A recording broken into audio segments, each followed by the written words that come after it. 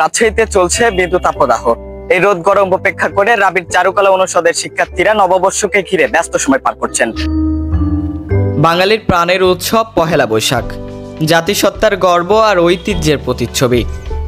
তাই তো 1432 বঙ্গাব্দকে বরণ করে নিতে চারপাশে লেগেছে শ্বাস রব। দেশের সর্বস্তরের মানুষ ব্যস্ত উৎসব মুখর প্রস্তুতিতে। হৃদয়ে বয়ে চলেছে আনন্দের তরঙ্গ। বৈচিত্র্যের মধ্যে ঐক্য, এটাই বাঙালির বৈশাখী উৎসবের প্রাণ। জাতিগোত্র বর্ণের সীমানা মুছে গিয়ে সবাই এক হয়ে উদযাপন করে এই দিনটি।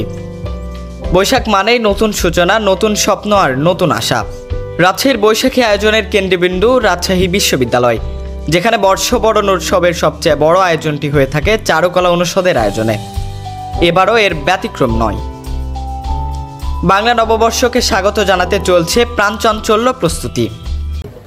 নববর্ষ জুড়ে এখন বাংলাদেশের যে পরিস্থিতি আর কি, একটু মানে ভীতি সবার মধ্যেই কাজ করছে। তারপর আমরা চেষ্টা করছি জানি বাঙালি সবাইকে নিয়ে, মানে বাংলাদেশের সবাইকে নিয়ে, জাতি ধর্ম বর্ণ সবাই একসাথে করে জানি আমরা উৎসবটা পালন করতে পারি, যেহেতু এটা আমাদের সংস্কৃতির একটা অংশ, আমাদের এটা আদি একটা ইতিহাস।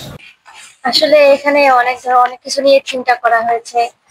বাঙালির আগের যেমন রীতিনীতি গুলো ছিল, এখানে লাঙল আছে, তারপরে মাছ ধরার পলই আছে, গ্রামীণ জীবন সম্পর্কে, তারপরে গাজার যে ফিলিস্তিনের যে সম্পর্কে আছে। আমাদের আজকে প্রায় কাজ শেষের দিকে, রাত পর্যন্ত হবে, আমাদের মঞ্চ সাজানো হচ্ছে অ্যান্ড আমাদের এগুলো 8 মাস শেষ হলেই রঙের কাজ শুরু হবে।